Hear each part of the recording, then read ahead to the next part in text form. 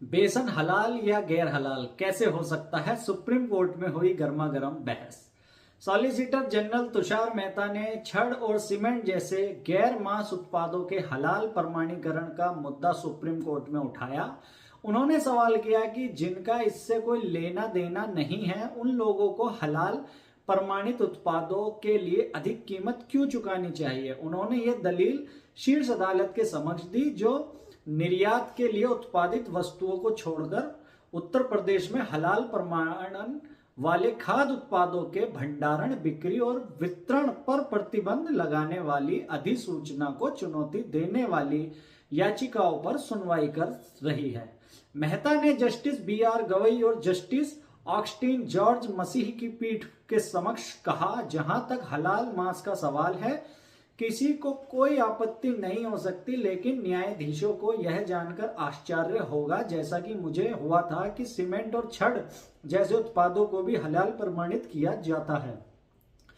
तुषार मेहता ने कहा कि हलाल प्रमाणित करने वाली एजेंसियां शुल्क ले रही हैं और इस प्रक्रिया में एकत्र की गई कुल राशि लाखों करोड़ों हो सकती है। मेहता ने सवाल किया, आटा और बेसन को भी हलाल प्रमाणित किया जाता है, बेसन हलाल है या गैर हलाल कैसे हो सकता है।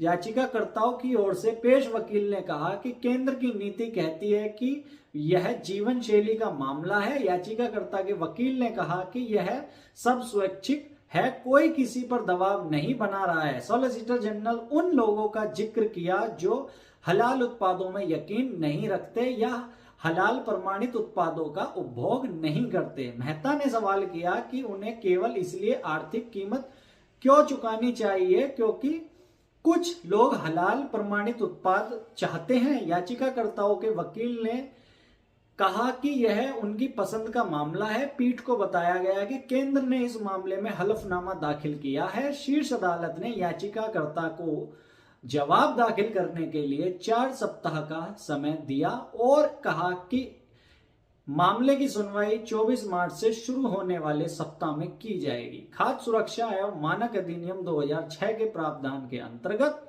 आयुक्त खाद्य सुरक्षा एवं औषधि प्रशासन उत्तर प्रदेश के कार्यालय की ओर से 18 नवंबर 2023 की अधिसूचना जारी की गई है। शीर्ष अदालत में दाखिल अपनी जवाबी हल्फनामे में केंद्र ने कहा कि याचिकाकर्ता की शिकायत उत्तर प्रदेश के खाद्य सुरक्षा एवं औषधि प्रशासन द्वारा जारी 18 नवंबर 2023 की अधिसूचना से संबंधित है, जो पूरी तरह से राज्य के अधिकार क्षेत्र और प्राधिकार के अंतर्गत आती है। हल्फनामे में कहा गया कि केंद्र के वाणिज्य एवं उद्योग मंत्रालय की ऐसी राज्य स्तरीय विनियमनों या अधिसूचनाओं पर कोई भूमिका या अधिकार नहीं है।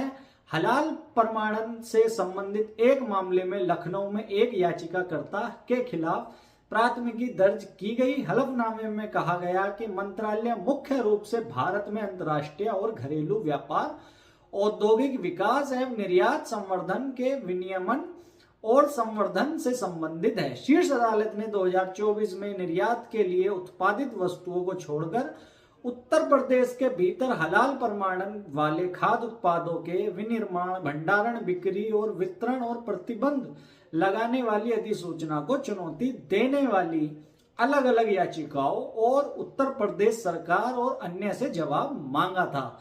तो हलाल प्रथा के लिए ये एक सुनवाई चल रही थी, जिसमें ये सारी चीजें डिस्कस की गई, जिसमें सीमेंट, सरिया, बेसन आदि को कहा गया कि ये हलाल प्रथा में क्यों आनी चाहिए और इसको लेकर ये सुनवाई हुई। आशा है वीडियो हेल्पफुल होगी। इसी के साथ लेता हूं इजाजत। धन्यवाद, थैंक यू।